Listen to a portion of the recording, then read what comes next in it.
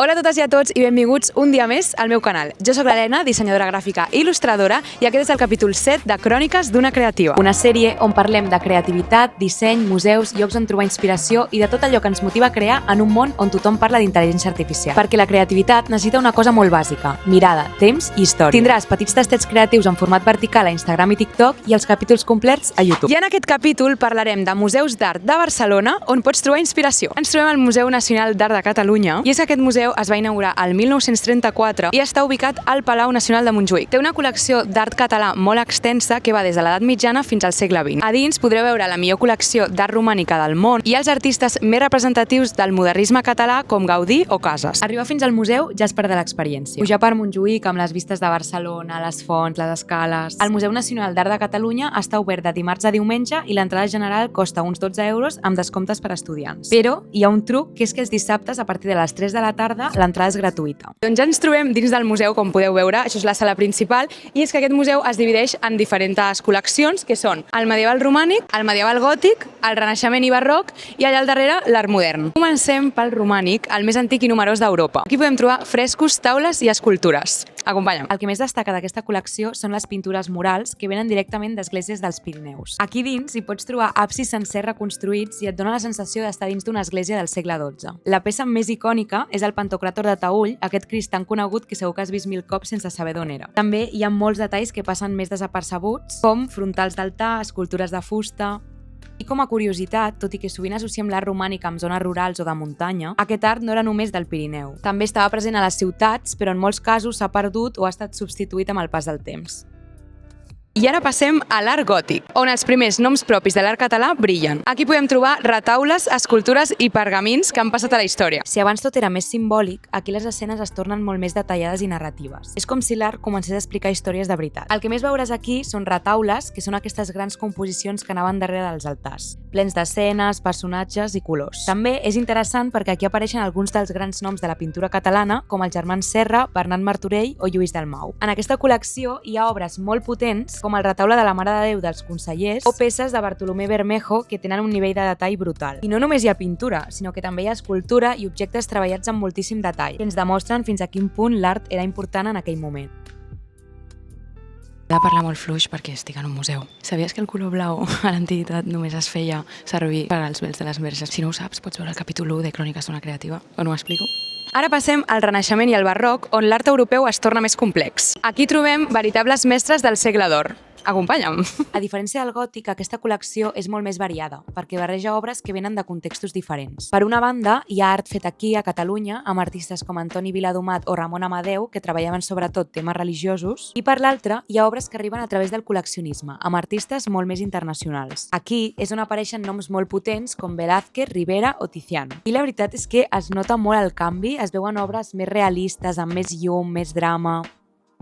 I aquí arriba l'art modern. La primera planta és molt completa. Combina pintura, escultura, fotografia, cartells, cinema i arquitectura. Aquí ja parlem del segle XIX i XX, quan l'art comença a canviar molt ràpid i experimentar. Hi ha tot el moviment modernista, amb artistes com Santiago Rusiñol o Ramon Casas, que capturen aquesta Barcelona més bohèmia i artística. Després, apareixen altres artistes que porten el color i la llum a un altre nivell, com Joaquim Mir. També ens trobem el noucentisme, que és com una tornada a l'ordre i a l'harmonia. I si t'agrada l'escultura, hi ha peces brutals d'avantguarda amb artistes com Pablo Gargalló o Julio González, que ja treballen en formes molt més modernes. També hi ha una part dedicada a la Guerra Civil, amb cartells i obres que expliquen el moment històric i com l'art també era una eina de comunicació. I molt important, que és que en aquesta col·lecció hi ha una gran presència de dones artistes, com la fotògrafa Colita, la pintora modernista Lluïsa Vidal i Olga Sajarov, entre altres.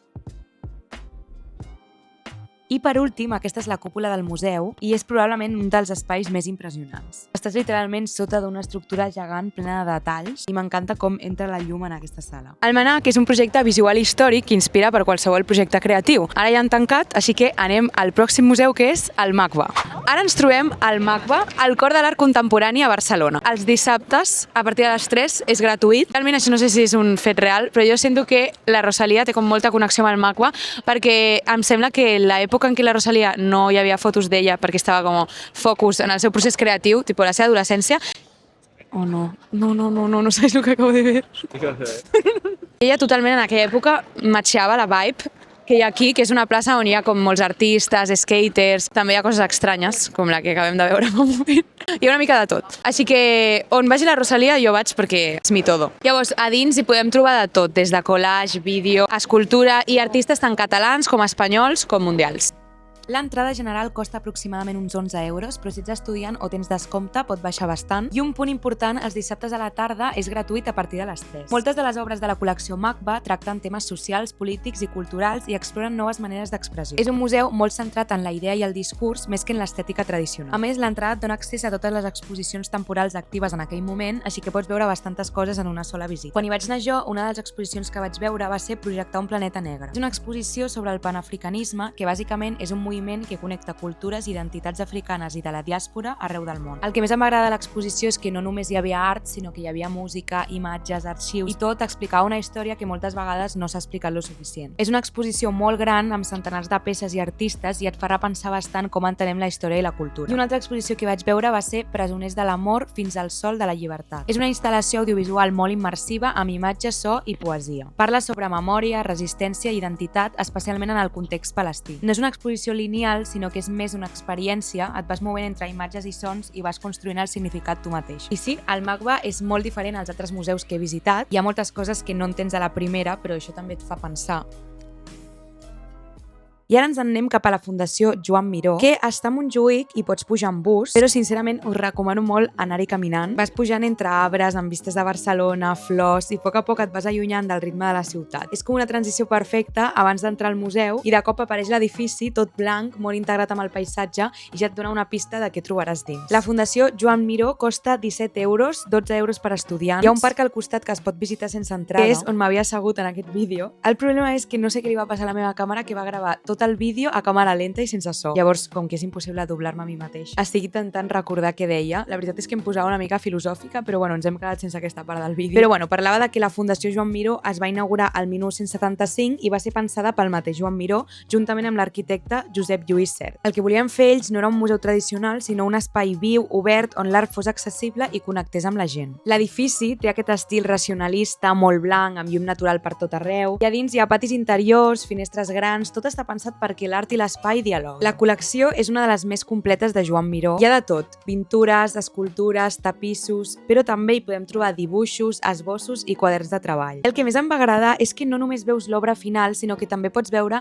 com pensava i com treballava. Hi ha vídeos de Joan Miró pintant, hi ha moltes frases que et fan conèixer la seva obra, i això et fa veure molt més enllà de l'art de Joan Miró, caracteritzat per les seves formes simples, colors vius. Per mi aquest museu també és molt diferent als altres que he vist perquè no et demana tant entendre, sinó deixar-te portar. Permet entendre la seva llibertat a l'hora de pintar i la seva intenció. Per mi és com tornar a connectar amb la creativitat i poder mirar un museu amb ulls més creatius i més lliures.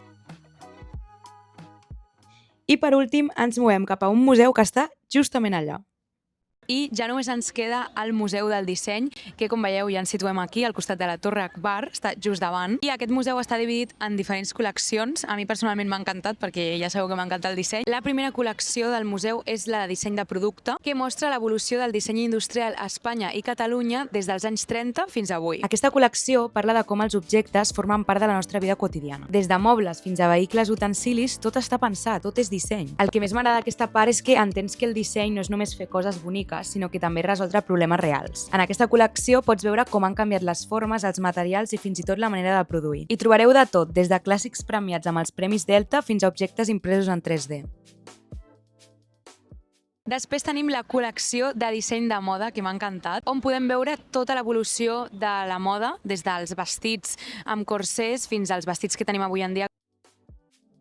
La moda en aquesta col·lecció no es tracta només de roba, sinó que es tracta de com ens representem al món. Hi ha peces des de Balenciaga fins a dissenyadors actuals i pots veure com canvia la societat a través del que portem. I no només hi ha vestits, també hi ha fotografies, revistes i campanyes.